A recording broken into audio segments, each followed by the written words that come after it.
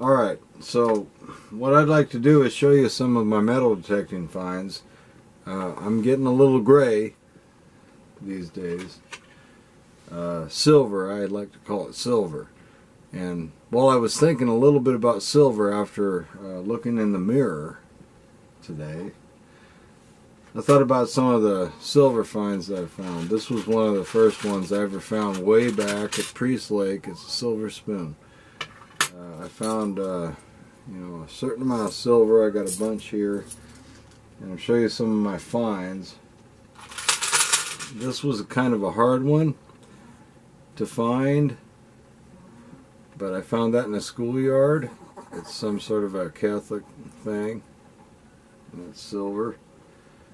I had a hard time digging it up, and I didn't want to destroy it.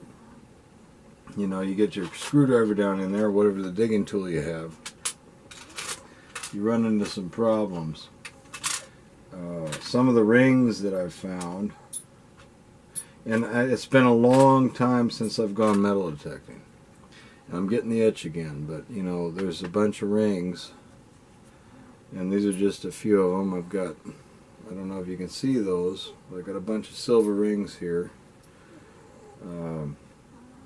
And you know, the cool thing about it is I found some things, and I was out metal detecting in the same place for a while, and somebody came along while I was out metal detecting in that area one particular time, and they asked me, "You didn't find such and such of a thing that had this on it and this was engraved on it?" And I said, "You know, I think last week I found that." And so I said, "If you'll stay here, I'll stop metal detecting and I'll drive home and I'll look through my stuff because I think I found that." And so I drove home. The guy stayed there. I came back because he had described it just the way it was, and I remembered it. And I reunited that man with his item, and that was pretty cool because it's, you know, when you lose something that's important to you and then you get it back, it means something. He got it back. So I don't just go out metal detecting to make a profit, and I haven't done it in a while, like I said. But you know, if I can help somebody recover something, most people in the metal detecting community are perfectly willing to do that. You want to help people out first, and you know, lost treasure from a bygone era is another thing, because there's nobody around to get it back. But I found some really cool old coins. They're silver. I'm just showing some of the silver ones right now.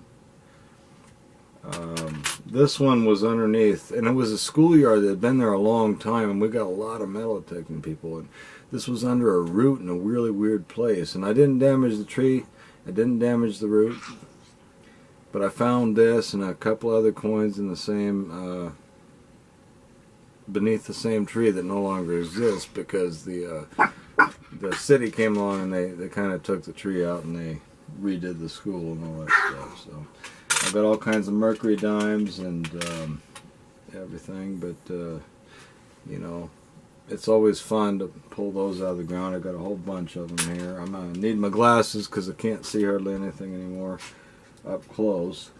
But this is a pretty good barber dime right here. And my favorite barber dime, though, is in here somewhere. This one, I think. And this one was, I had a hell of a time. It was solid. It was like cutting through concrete. This one's 18... I can't quite... 1897, I think, is what it is. And this thing was in the ground about this deep, and that was concrete ground. I mean, it was compacted rock. It was off the side of a major street in this city, and I nearly gave up. My knuckles were bloody. I had a hole about this big somehow I'd managed to do, and gotten down to about that depth, and nearly gave up. And one last couple thrusts with this big screwdriver that I use, trying to stay away from the pinpoint area so I don't damage the coin. And all of a sudden I heard this little ting, and just before I'd given up, I found that that coin from the 1800s. It was the first 1800s coin I'd found, and it was just a memorable experience. You never know what you're going to find. This was one of the coins I found in a area where hobos used to live, and there used to be a train station, a depot, in a place called Dishman, Washington, and now it's just Spokane Valley. It's part of the Spokane Valley. I found that coin with a couple of other ones. Somebody apparently, you try to recreate what happened. Somebody was going down a slope, because it was a sloped piece of land, and they must have slipped way back then, turn of the century, and whatever changed, which amounted to much back then. You could buy a lot with a coin like that then. It was before, inflation and everything. Everything was backed by silver and gold, which is why I like finding silver and occasionally gold. I wish we had that back, by the way. But you reconstruct history. It's like an archaeologist. History is fascinating to me. One of my favorite things. I don't have it. I've got a bunch of stuff. I can try to show you what's sitting down here.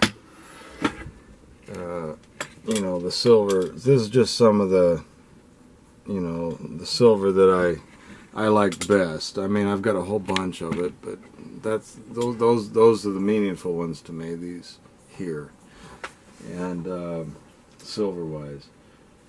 But reconstructing history, I found a lipstick case at an old it used to be a tuberculosis asylum kind of a thing. I mean, it was it was both.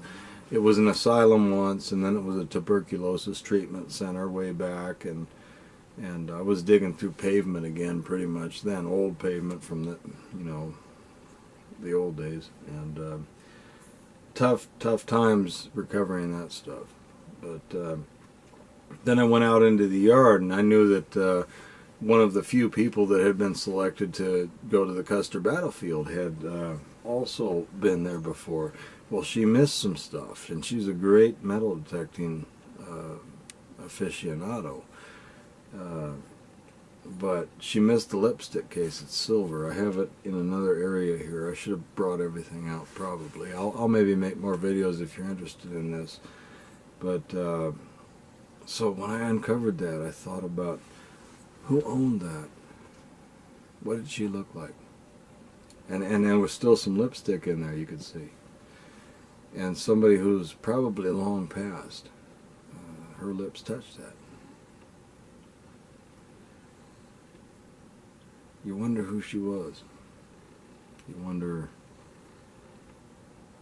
what her life was like. Where her relatives might be. Perhaps they'd like to have that if I knew who they were. Say, this belonged to your great-grandmother, or whoever, That's the thrill of it, mainly. It's not getting silver out and gold and things that are valuable for you personally. It's uncovering history. And that's what's fascinating to me about metal detecting. And that's why I enjoy it so much, and I'm sorry that I'm so busy lately that I can't get out and do it again, but I've got the itch. And I'd love to hear your stories about metal detecting if you're into it. Thank you for watching. I just felt like doing this tonight because I had nothing else to do. And take care.